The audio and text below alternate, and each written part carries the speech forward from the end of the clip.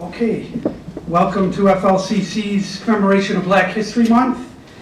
Since 1976, our nation's annual celebration of the achievements of African Americans and a recognition of their central role in shaping American history.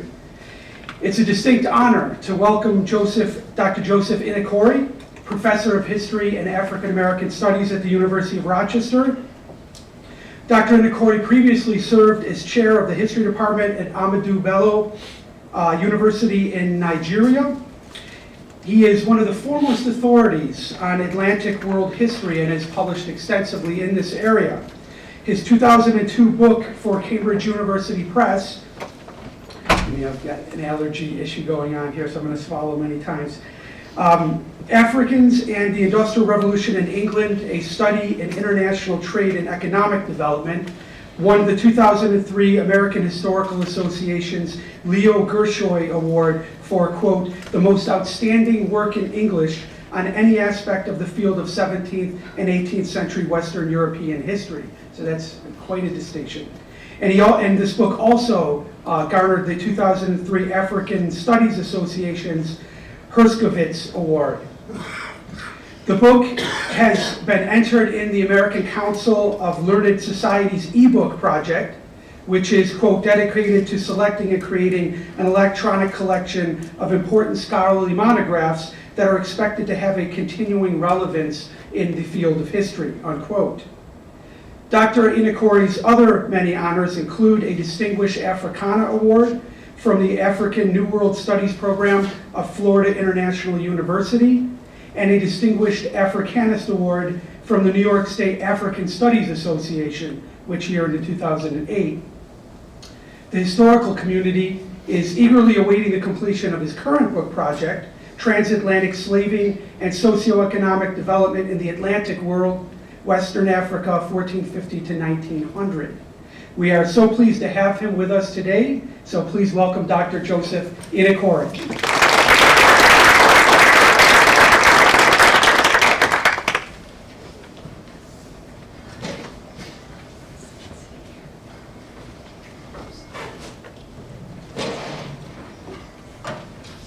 Thank you so much for that generous introduction. As I always say, if you've been in the profession for as long as I have been, the introductions tend to be more interesting than what you have to say.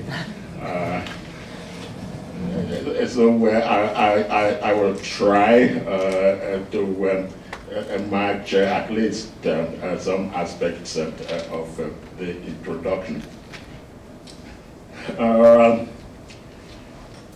One main motivation I have in speaking to non-history professionals is the fact that if scholars just keep arguing among themselves and keeping to themselves the outcome of their research, then I don't think that does much to educate the general public in terms of what academic history accomplishes and has accomplished. So I always like to speak to non-professional audiences as a way of, so to say, spread the knowledge.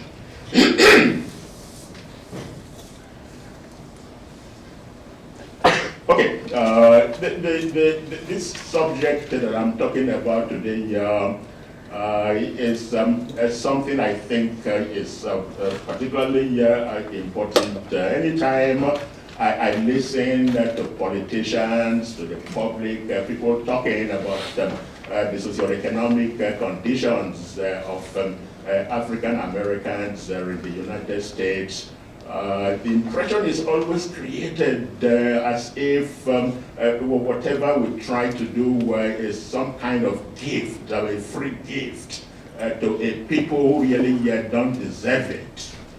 And that is why I'm going to address three aspects of the kind of things I think we should know, so that any time we will be debating the issue of the socioeconomic conditions of African Americans in the United States, and we talk of the kind of policies that we need to pursue to address some of these problems we've inherited from 300 years of history.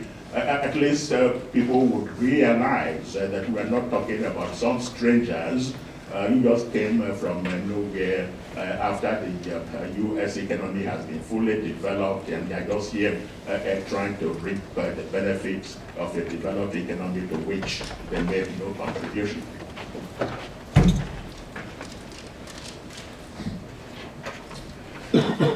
It is now well known to professional economic historians that the employment of enslaved Africans in large-scale commodity production in the Americas from the 16th to the 19th century was central to the evolution of the 19th century Atlantic economy and ultimately the global economy.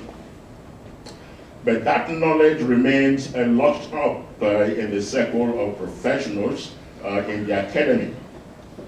As the eminent Nigerian historian, Professor Ade Ajayi, lamented in the 1960s, professional historians make little effort to make the public aware of the findings of academic historiography.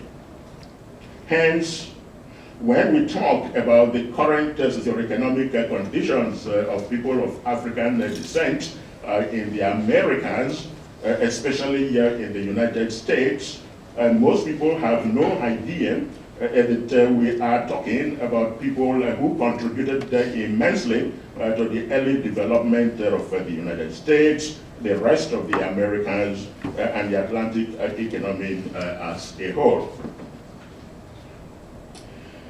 This lecture aims to bring some historical perspective to the continuing debate concerning the historical origins of the current socioeconomic conditions for African Americans in the United States.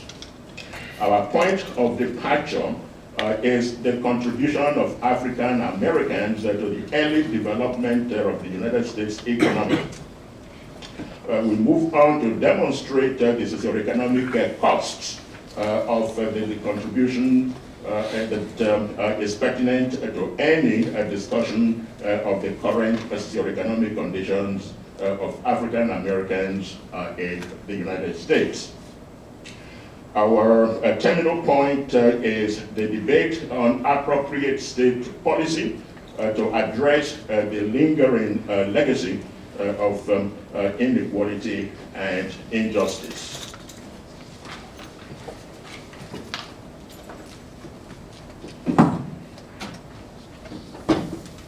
The starting point is the nature of economies and societies in the Americas when Christopher Columbus arrived in 1492. Even though there is some disagreement among specialists, there is general agreement that there were about 57.3 million people in the Americas at the time. These were mostly located in two regions of present-day Latin America and the Caribbean. Central Mexico, with 37.3% of the total, and the Andean region with 20.1%. The most sparsely populated regions of the Americas at the time included the present-day United States and Canada, with a total of 7 million, 5 million for the United States and 2 million for Canada, spread over their combined geographical area of 7 million square miles, a density of about 1 person per square mile. Within a few decades of the European arrival more than 3/4 of the native population died off. Further, we're reducing densities radically across the Americas. Given these demographic conditions, with unlimited supplies of land relative to population, it is understandable the economies and societies were overwhelmingly dominated by subsistence production. That is, production for the immediate consumption of the households with very little market exchange, if any. The long-run development of these economies and societies from the 16th century involved first and foremost the development of a market and the market economy. I always make this a point when I talk about long-run economic development. We have become so used to buying and selling that we assume the market has always been there. The market has not always been there, and one major problem that economic historians and economists haven't really yet sufficiently addressed is how did the market develop? How were the selling and buying, how did that become so important in our lives? It was not always so. So that's the point that I'm making, that we need to understand how the market developed out of what I have described as a predominantly subsistence economy here of the Americas on the eve of Christopher Columbus' arrival. The availability of low-cost labor of enslaved Africans was a critical factor in large-scale commodity production in the Americas, especially British America. That is, the British Caribbean and what later became the United States.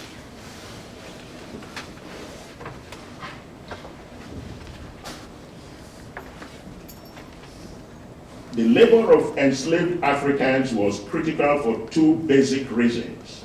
First, the available markets for bulky export commodities from the Americas were in Europe initially. Given the high cost of transatlantic transportation in the 16th to early 19th century, production costs for these commodities had to be very low for them to have sufficiently large markets overseas. This meant large-scale production with extensive economies of scale, as opposed to high-cost small-scale production. Second, with unlimited supplies of agricultural land in the Americas, large-scale production that required legally free-wage laborers was virtually impossible. In some regions of the Americas, the enslavement of the indigenous population was tried unsuccessfully.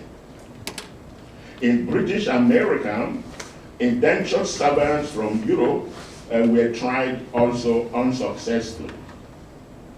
In the end, the long-term solution to the difficult problem was found in the importation of captives from Africa for enslavement in British America.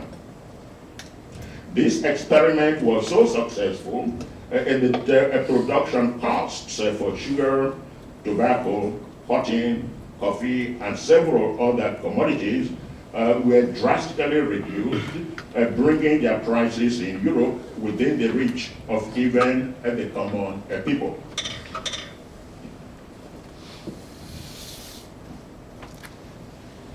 As European markets for these commodities grew over time, so too did their production expand in the Americas, including British America.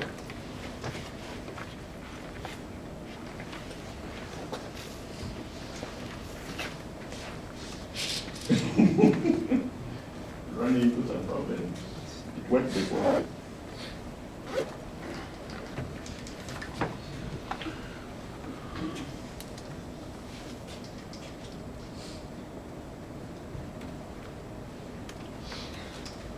Okay.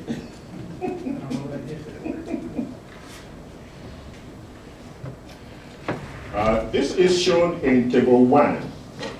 Expanding production was accompanied by increasing specialization that created domestic market opportunities for other producers in the Americas. Oh, it's gone off again.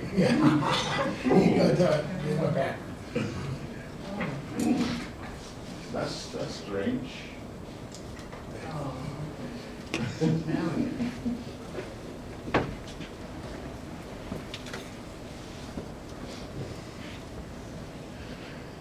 The process began with plantations, silver and gold mining in mainland Latin America.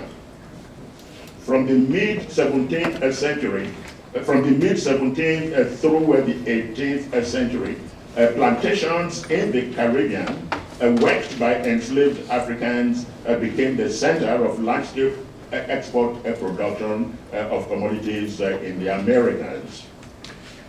In the 19th century, plantations worked by enslaved Africans in the southern states of the United States became the largest producers of export commodities in the Americas.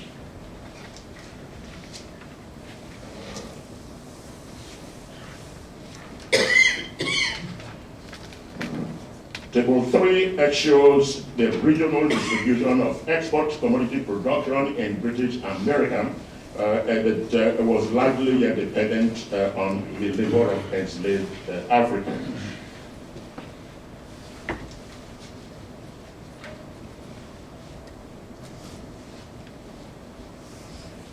We must stress at this point that the long-run development benefits from the Atlantic economy were not limited to regions that directly employed enslaved Africans in commodity production. In fact, as I have shown elsewhere, the British economy that did not employ directly enslaved Africans in commodity production was the main beneficiary of the long-run development benefits. So too were several regions of the United States economy: New England, the Mid-Atlantic, and the Western states. Initially, New England and the Mid-Atlantic economies benefited immensely from the growing specialization of the Caribbean slave plantation economies.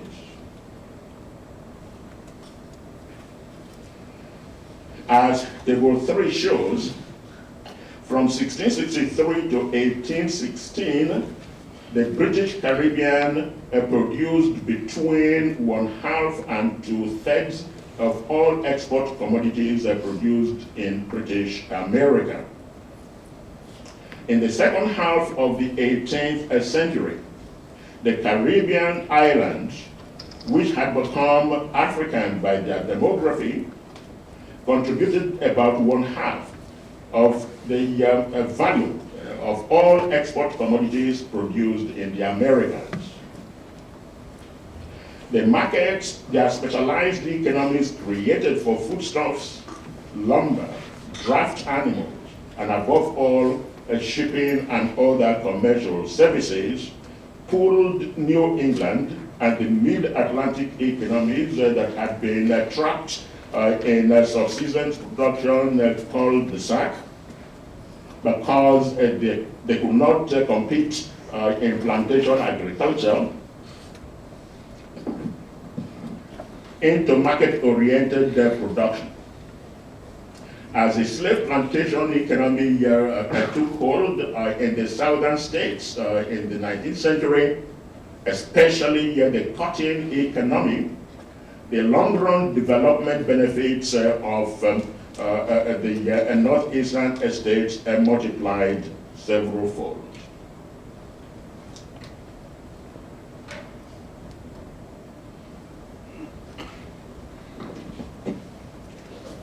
The growing regional specialization in the plantation south and the trading, shipping, and manufacturing northeastern states created a growing domestic markets for foodstuffs that gave rise to the commercial production of foodstuffs in the western states.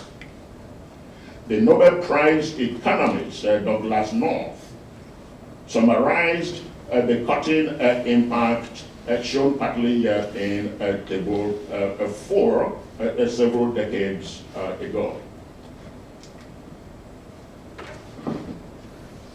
Quote, in the period, that is the 1830s, of rapid growth of the US economy, it was cutting that initiated the concomitant expansion of income in the size of domestic markets and a creation of the social overhead investment in the course of its role in the marketing of cotton in the Northeast, which were to facilitate the subsequent rapid growth of manufactures.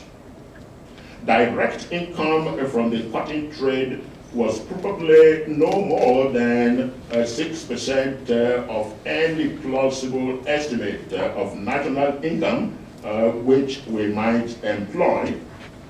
But when income from cotton exports, including shipments to textile mills in our own Northeast, grew from $25 million in 1831 to $70 million in 1836, it set in motion the whole process of accelerated expansion, which culminated in 1839.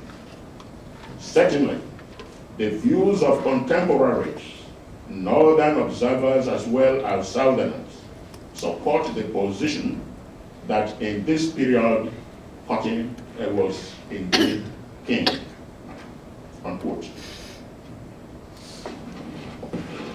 As Table 5 shows,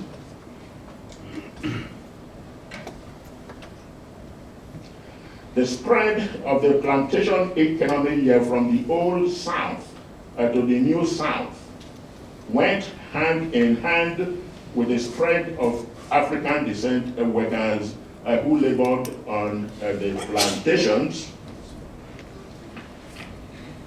while the non-slave-holding European descent population in the plantation South engaged in small-scale subsistence agriculture.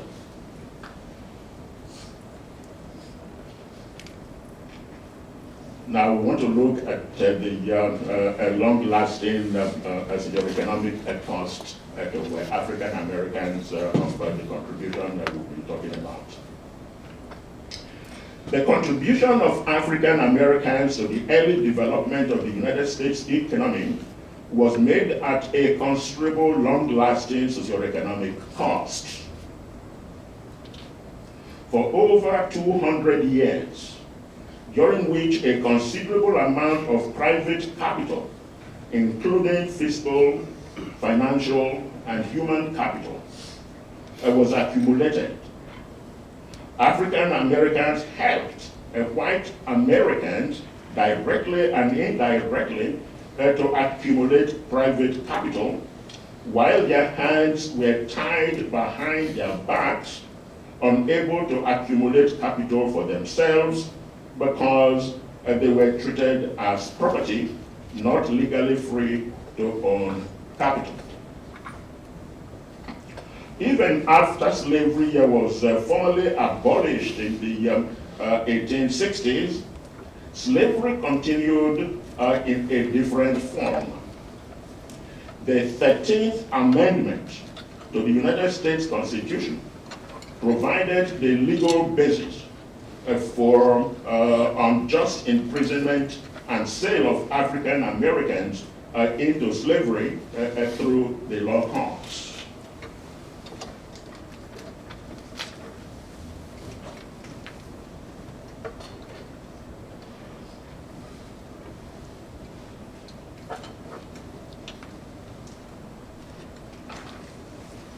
Now, the Constitution, this amendment, the 13th Amendment, the very important part of the 13th Amendment that I'm referring to, says, neither slavery nor involuntary servitude, except as punishment, and this is really the critical part of the amendment, except as punishment for a crime whereof the party shall have been duly convicted, shall exist within the United States or any place within their jurisdiction. So here you have something that can easily be exploited, crime. And you can manipulate crime. You can find crime everywhere for purposes of enslaving people. So the law courts became very important instruments for the continuation of the enslavement of African Americans. The December 8, 1866 advertisement for the public sale of an African American man, Richard Harris, says it all. I'm not too sure if you can see all of that to read, and that's the advertisement 1866, where somebody is supposed to have been convicted and then offered for sale publicly in front of the law court.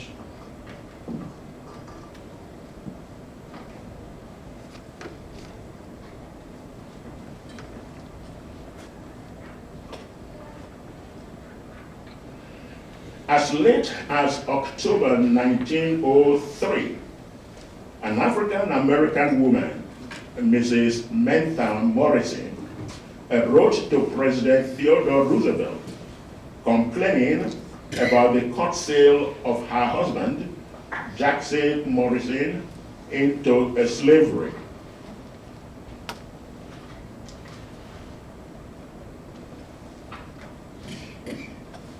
Small letters, so I'm not too sure if you can see all of that to read.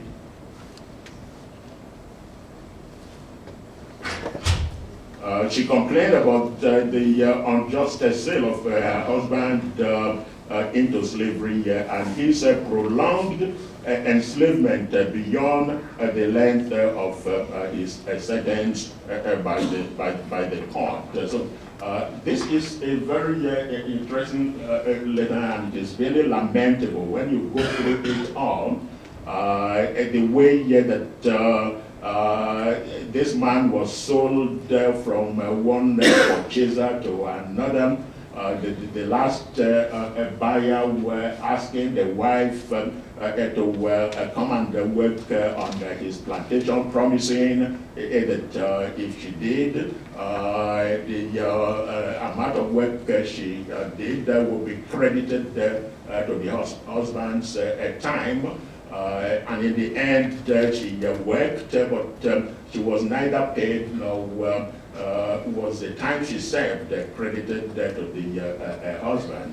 So the husband continued to remain in slavery far beyond the length of the sentence, and she had in the end to directly complain to the president.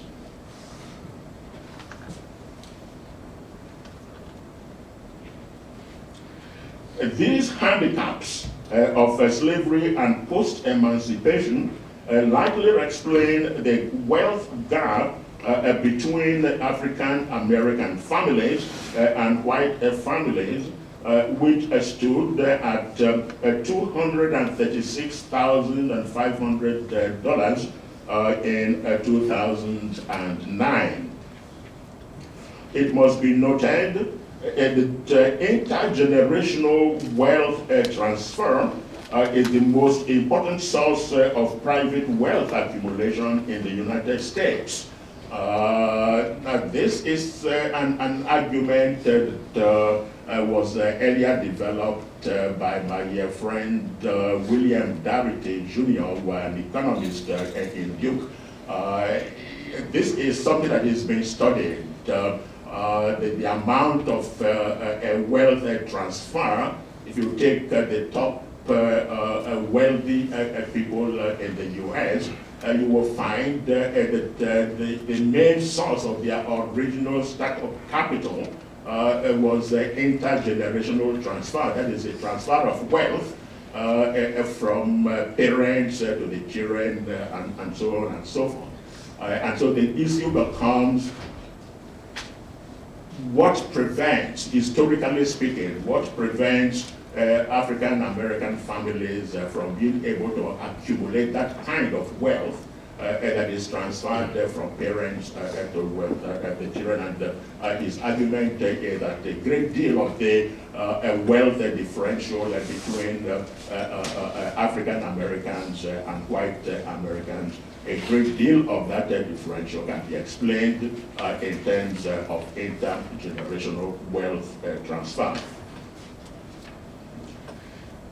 In this and in many other areas of income earning, African Americans have been under considerable disadvantage because of the legacy of slavery.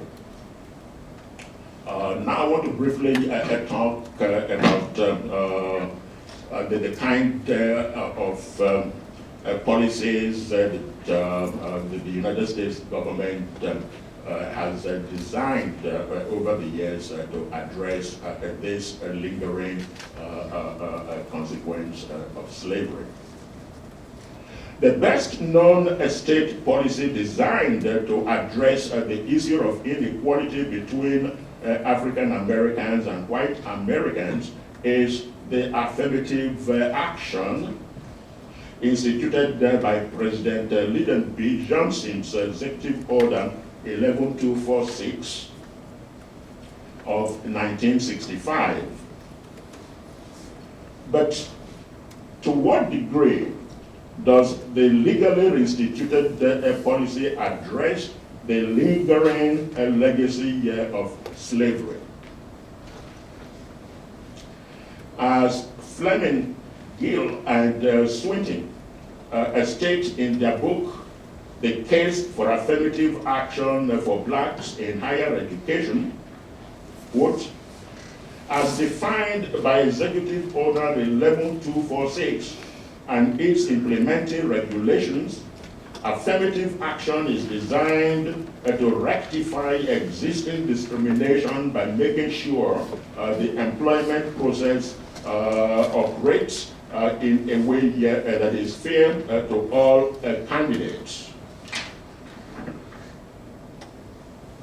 regardless of race or sex.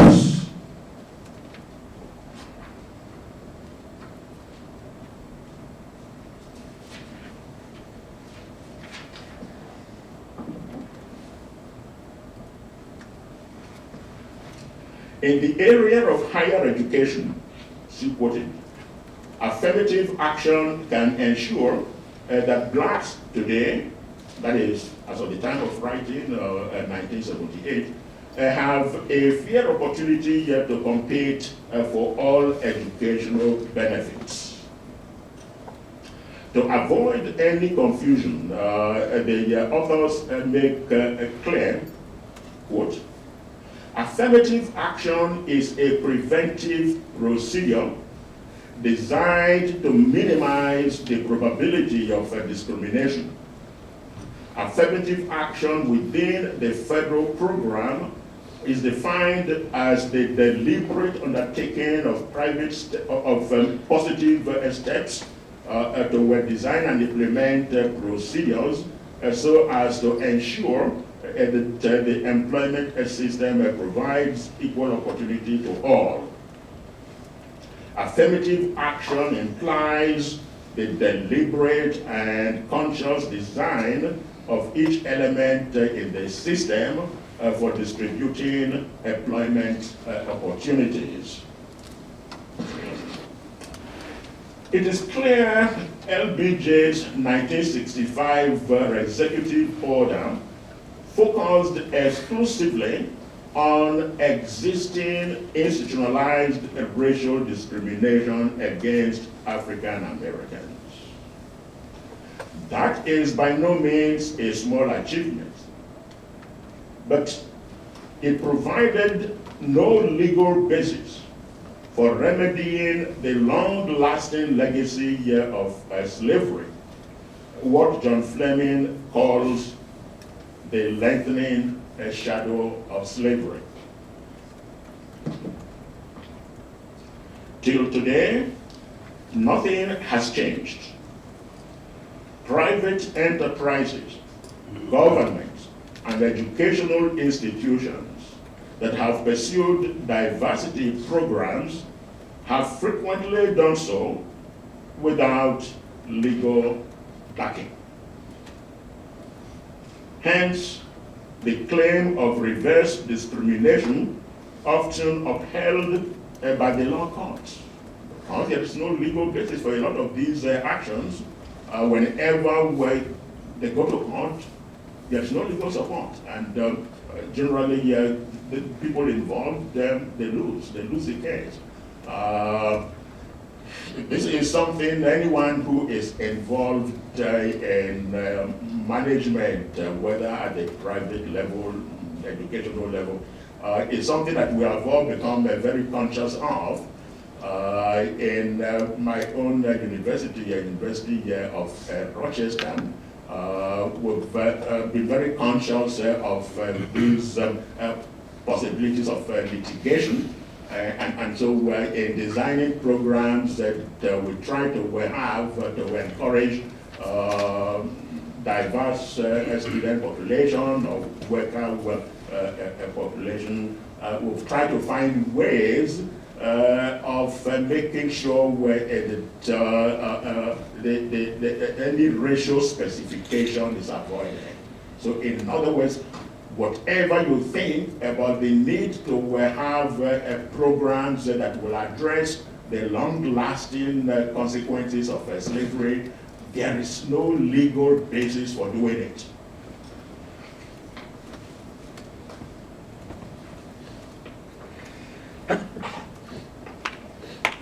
To circumvent this legal impediment, governments, private enterprises, and educational institutions have had to design programs aimed at the poor in general without any racial specification. The question, this is something I find always very interesting when I hear it. The question, what did President Obama do for African Americans, is clearly informed by ignorance of the law. Had Obama instituted a program specifically aimed at African Americans, he would have faced a legal challenge that he would have lost in the law courts. Yet, with some knowledge of the legacy of slavery and what followed for several decades, it is easy to understand why racial inequality created by 300 years of history cannot be undone without specifically targeted, without a specifically targeted state policy. This point was eloquently made by President Johnson in a speech in 1965. Quote, "You do not take a person who had been hobbled by chains, liberate him, bring him up to the starting gate of a race, and say, you are free to compete with all the others, and still justly believe you have been completely fair. It is not enough to open the gates of opportunity. All of our citizens must have the ability to walk through those gates. Men and women of all races are born with the same range of abilities. But ability is not just a product of birth. Ability is stretched or stunted by the family you live with, the neighborhood, the school, and the poverty or richness of your surroundings. It is the product of 100 unseen forces playing upon the infant, the child, and the man. This is LBJ speaking, 1965. With the clear understanding of the problem expressed by President Johnson, the unavoidable question is why his executive order did not go beyond existing racial discrimination and create the legal basis for addressing the lingering legacy of slavery, quote, the lengthening shadow of slavery. The short answer to the question is politics. Creating the legal basis for ending racial discrimination against African Americans as it existed in the 1960s was politically tough enough. To extend it to the lingering legacy of slavery would appear politically suicidal in the 1960s. Yet, there is a general expectation that affirmative action as defined by President Johnson's Executive Order of 11246 would accomplish what it was not designed to achieve. That is, effectively address a racial inequality and injustice associated with the long-lasting legacy of slavery. When we do not see that happening, we think the fault rests with African Americans.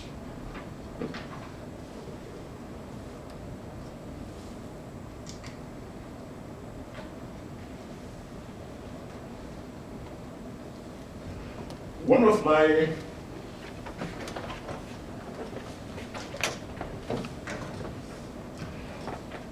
of my main objectives in this lecture is to make it clear that affirmative action as defined by President Johnson's executive order cannot and was not intended to remedy the racial inequality and injustice inherited from slavery. The solution to that problem requires a racially targeted program with multiple elements. For this purpose, Congress must provide an enabling act that provides a legal basis for the program. The responsibility of the academy and its scholars is to provide the scientific justification and specification of the program's details upon which politicians can safely build their electioneering platforms. The discussion of the latter point is left for another occasion. And I thank you.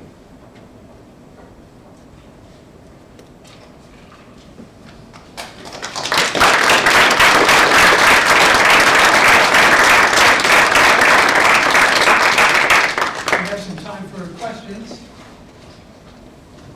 Anybody like to pose a question for Dr. Dakota?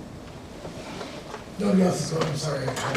Dr. Dakota, you say that, you talked about that, you know, the Moynihan report, the affirmative action that came out of it, doesn't go far enough.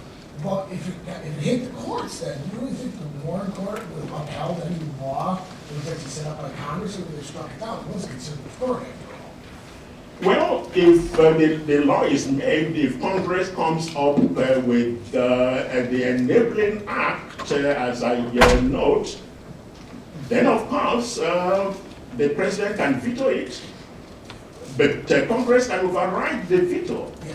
And once that is done and you have laws on the books, on the basis of which programs can be designed, see, the main problem, and this is something that many of us apparently don't seem to know, we always think that affirmative action was designed to solve the problem of racial discrimination arising back from slavery.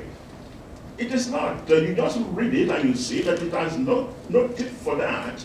And that is why any case that goes to court, when you put up programs, like some of the programs that in the past we designed, at some point we had in the University of Rochester, we had some graduate degree programs that specifically here addressed the underrepresentation of African Americans in our graduate programs.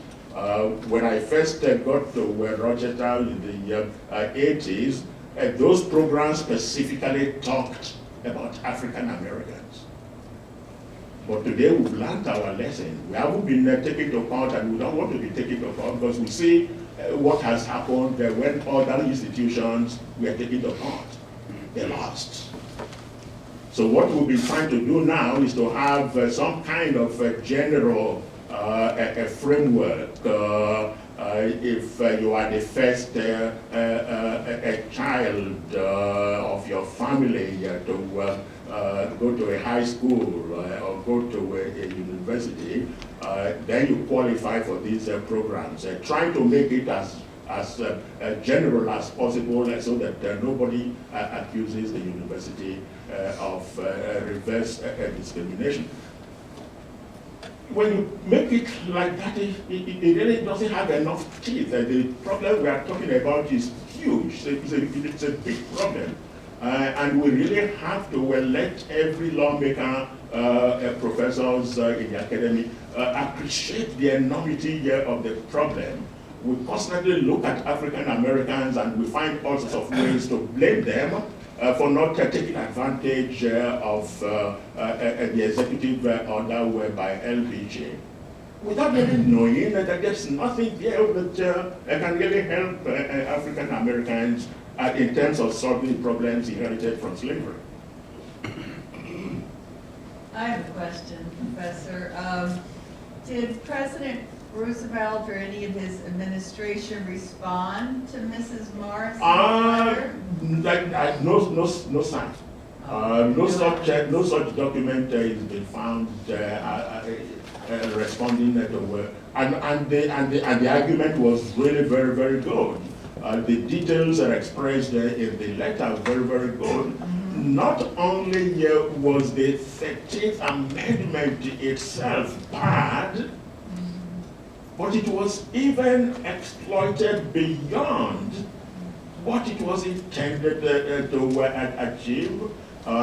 Somebody is sentenced to 6 months and he is bought and he may get enslaved for 3 years instead of 6 months.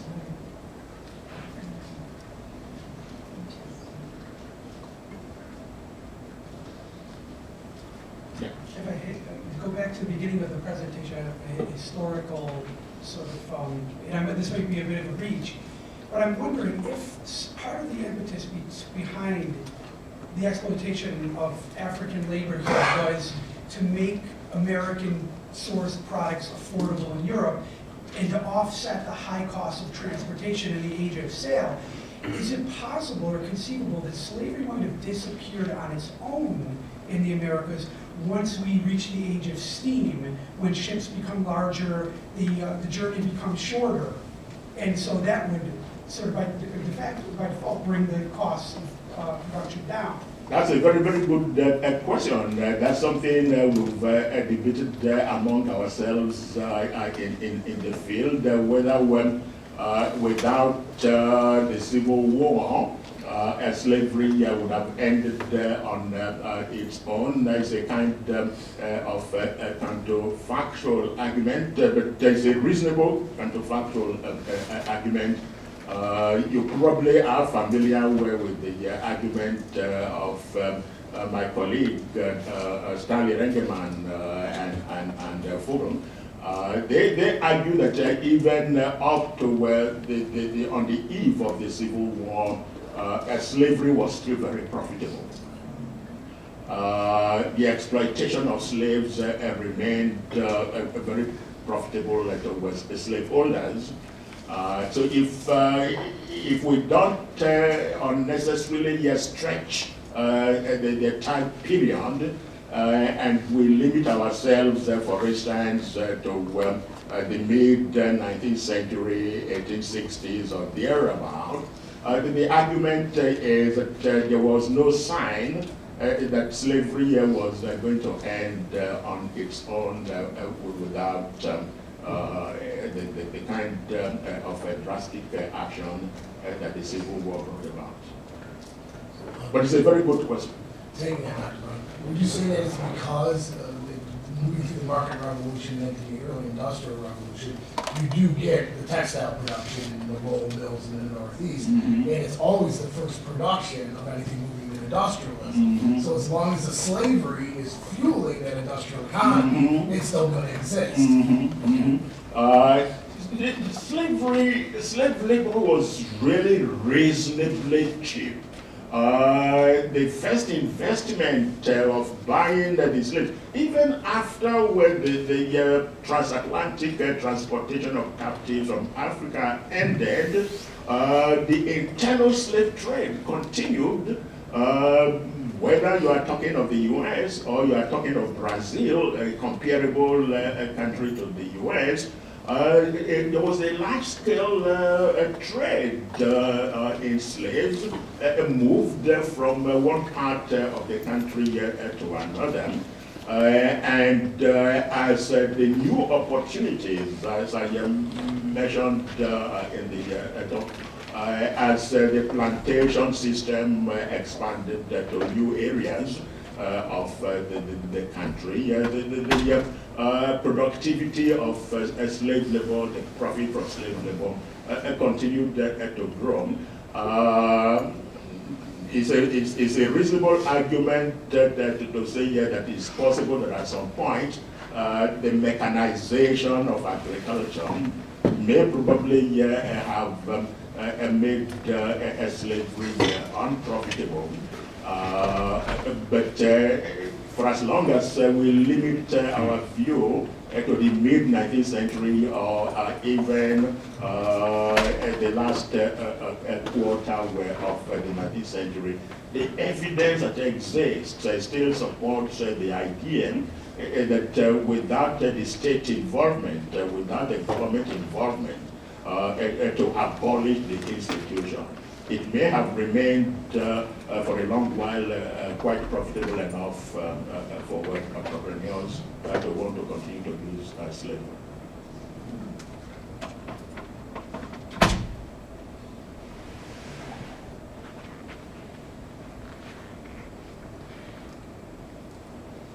I always like students to ask questions. Don't leave the questions to your professors.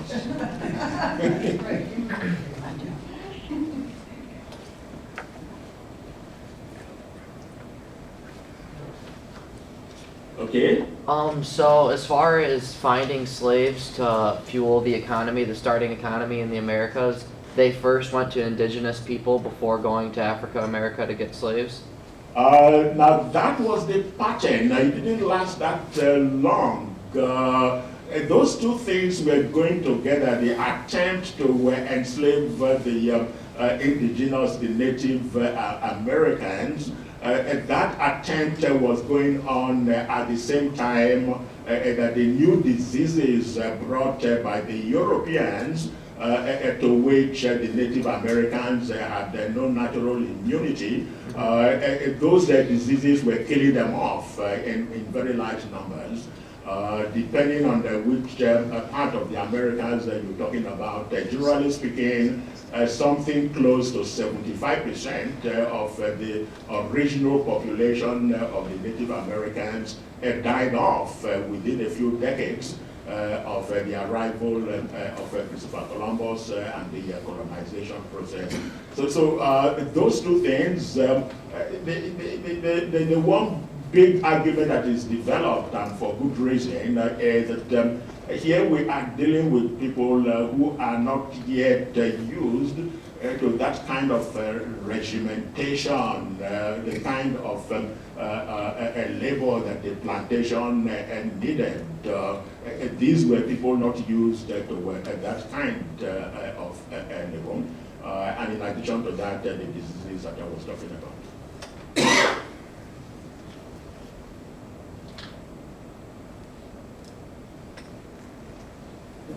Were there many attempts, either on a state level or federal level, to use economic pressures, boycotts and stuff to essentially bankrupt the institution of slavery before we went to war? No. Whether in the U.S. or in Brazil or any other part of the Americas, the use of those kind of tactics that we now see fairly effectively applied in recent times, they were not tried. They were not tried at all, because the only thing that was tried, and it was not intended to bring slavery, it was simply a response to pressure, ending the slave trade itself. That is, the transatlantic slave trade. That was something that the British committed themselves to for all sorts of reasons.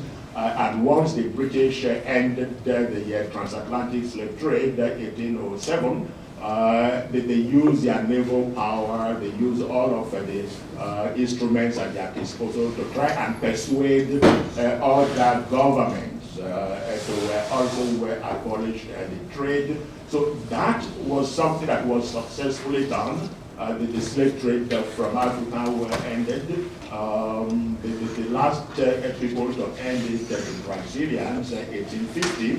But other than that, to deliberately create difficulties that will compel the slaveholders to voluntarily give up slavery, that wasn't right. Yeah, good, just to take on that. Well, when you say that the British really enthusiastically enforced the international slave trade ban because now they have India and the Varna system, the shoe dry anyway, I mean, with the production of cotton there to fuel the textile industries? Actually, the decision to end slavery had little to do with the supply of cotton.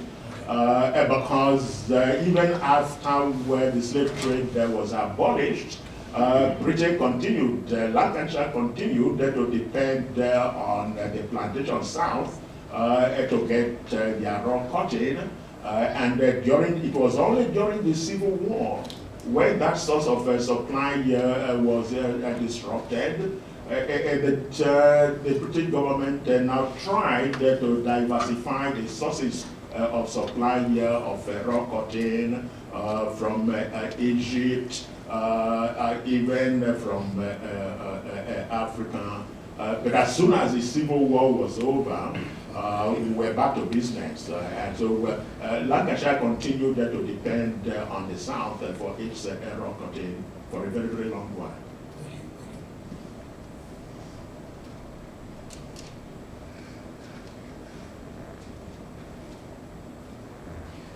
When did the practice of using slavery as a form of punishment for convicted individuals, when did that end?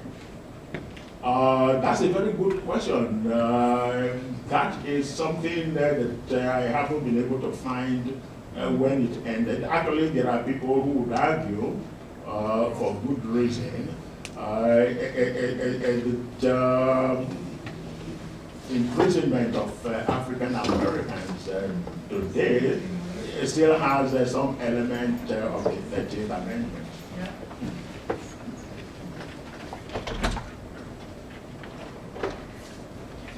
Were all the European powers similar in their attitudes about slavery and in their determination to exploit slave labor? I'm thinking back to the initial data that you had, it seemed to suggest that there's something peculiarly Anglo about this, that the French are at one point larger sort of stakeholders in the Americas, and yet they seem to be less inclined to exploit slave labor, or at least in the same sort of, with the same intensity as the British. The French did. The French did for a while. The French colony of Saint-Domingue, that later became Haiti, was the largest supplier of sugar to Europe.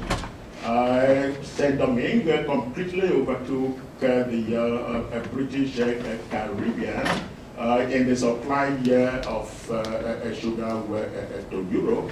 And ultimately, the British Caribbean sugar became more or less limited to the British market. It was only in the 1790s, during the Napoleonic and Revolutionary Wars in France, that the Haitians took advantage of the crisis to revolt against slavery in Haiti. And they fought one of the greatest military forces in the world and succeeded in beating Napoleon to be able to get their own independence at the end. But the French did benefit considerably, and there was nothing very peculiar about the British. The only thing that we can say here is peculiar about the British is their success. Their success in holding on, securing and holding on to territories where slaves can be exploited. Gradually, the other countries, the French, were beaten up during the 7 Years' War. They were beaten up. Much of Canada became British. A lot of the French territories also taken over by the British. So the thing that was a little peculiar about the British is the strength of their naval force. They really, by the 18th century, had become the most powerful military country across the Atlantic. They had the most formidable navy. And they used the navy to acquire territories, protect the territories for British entrepreneurs. So if we are going to say anything that is peculiar about the British, it will be the power of its navy. But in reality, Portugal took more slaves from Africa, took more captives from Africa than the British did. The total numbers that have been estimated recently, Brazil, both traders from Portugal as well as traders within Brazil, the number of captives they shipped from Africa is now over 5 million. And the employment of those slaves who were produce commodities for export was also expansive in Brazil, from sugar on the northeastern coast Bahia, down to the coffee plantations in the Sao Paulo region. And then even also including the production of gold in Minas Gerais. So Brazil was extensively involved in the exploitation of slaves, but there were a lot of areas in which the British excelled over others. in terms of the benefits they got from the exploitation. There is one argument that has not really been fully disposed of. The United States imported less than 1 million captives from Africa, but then at some point, the limited number imported grew in considerable numbers. So there was that kind of a survival element. The slave population in the U.S.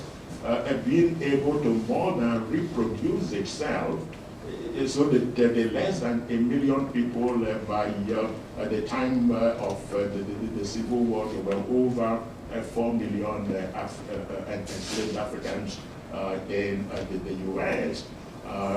So that would be another area. The argument has been that slavery was less harsh in the U.S. and elsewhere. To some degree, yes, cottage slavery was not as harsh as sugar slavery. Sugar was the worst of all the plantations in terms of what the slaves suffered. But there is nothing national.